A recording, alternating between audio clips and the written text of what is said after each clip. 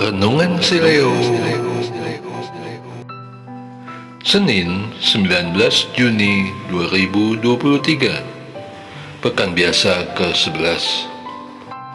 Pembacaan Injil diambil dari Injil Matius bab 5 ayat 38 sampai dengan 42. Inilah Injil suci menurut Matius. Dimuliakanlah Tuhan. Kamu telah mendengar yang difirmankan, mata ganti mata dan gigi ganti gigi. Namun, aku berkata kepadamu, janganlah melawan orang yang berbuat jahat kepadamu, melainkan siapapun yang menampar pipi kananmu, berilah juga kepadanya pipi kirimu. Siapapun yang memaksa engkau berjalan sejauh 1 mil, berjalanlah bersama dia sejauh 2 mil. Berilah kepada orang yang meminta kepadamu, dan janganlah menolak orang yang mau meminjam darimu. Kamu telah mendengar yang difirmankan, kasihilah sesamamu manusia dan bencilah musuhmu. Namun, aku berkata kepadamu, kasihilah musuhmu dan berdoalah bagi mereka yang menganiaya kamu. Dengan demikian, kamu menjadi anak-anak Bapakmu yang di surga, sebab Ia menerbitkan mataharinya bagi orang yang jahat dan orang yang baik, dan menurunkan hujan bagi orang yang benar dan orang yang tidak benar. Apabila kamu mengasihi orang yang mengasihi kamu, apakah upahmu? Bukankah pemungut cukai juga berbuat demikian? Apabila kamu hanya memberi salam kepada saudara-saudaramu saja, apa lebihnya perbuatanmu? Bukankah bangsa-bangsa yang tidak mengenal Allah pun berbuat demikian?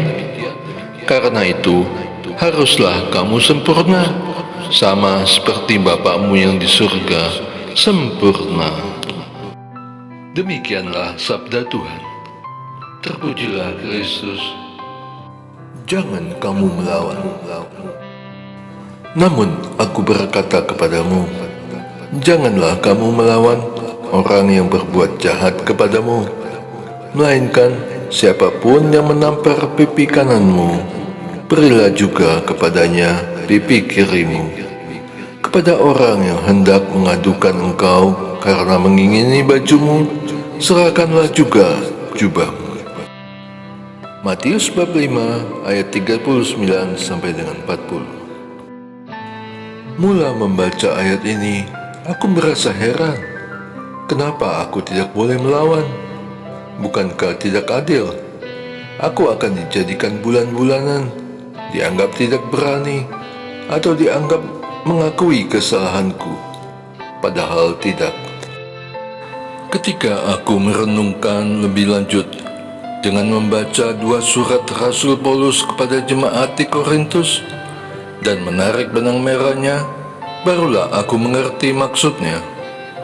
Pada surat yang pertama kepada jemaat di Korintus, Rasul Paulus menulis, pencobaan-pencobaan yang kamu alami ialah pencobaan biasa yang tidak melebihi kekuatan manusia. Allah itu setia dan tidak akan membiarkan kamu dicobai melampaui kekuatanmu. Pada waktu kamu dicobai, Ia akan memberikan kepadamu jalan keluar, sehingga kamu dapat menanggungnya. 1 Korintus bab 10 ayat 13.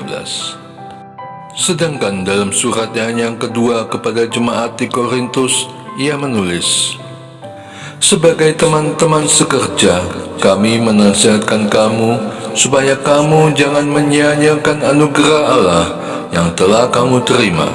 Sebab Allah berfirman, pada waktu perkenanan aku mendengarkan engkau, dan pada hari keselamatan aku menolong engkau. Sesungguhnya waktu ini adalah waktu perkenanan itu. Sesungguhnya hari ini adalah hari penyelamatan itu. 2 Korintus bab 6 ayat 1 dan 2. Maka, sekalipun aku mengalami pencobaan, diambil daripadaku sesuatu yang berharga, aku tidak perlu khawatir. Selain karena itu semua hanya titipannya, kasih anugerah Allah cukup bagiku. Dia Allah yang maha baik dalam memberikan keselamatan kepada umatnya. Mungkin orang lain lebih membutuhkan, itu pikiran positifnya. Bukan hanya perkara harta, tapi juga penghormatan atau kedudukan. Mungkin ia membutuhkannya, sedang aku tidak. Atau Tuhan mempunyai rencana yang lain untukku. Cukupkanlah dirimu. Janganlah menjadi hamba uang, dan cukupkanlah dirimu dengan apa yang ada padamu. Karena Allah telah berfirman, Aku sekali-sekali tidak akan mengabaikan engkau, dan aku sekali-sekali tidak akan meninggalkan engkau. Ibrani bab 13 ayat 5. Bila aku harus merelakan milikku diambil, dihina, atau disakiti, biarlah Allah saja yang membalas. Melawan saja tidak, apalagi membalas. Biar Allah saja yang berperkara. Bersyukurlah, hai musuh-musuhku, karena sekalipun kemenyanganku telah engkau ambil, aku tidak akan memusuhi dan berperkara denganmu, sebab aku akan selalu dicukupi oleh rahmat-Nya. Doa. Allah Bapa yang Maha Kasih, aku bersyukur karena mampu melakukan perintah-Mu untuk tidak melawan. Sekalipun sakit, tapi aku mendapatkan sukacita kemenangan akan godaan si jahat. Bantulah aku selalu dengan bimbingan Roh Kudus-Mu, agar aku selalu setia kepada perkataan-Mu dan bersuka karena telah berjalan bersama-Mu. Dengan pengantaran Yesus Kristus, aku berdoa. Amin. Et Mayorem de Gloria.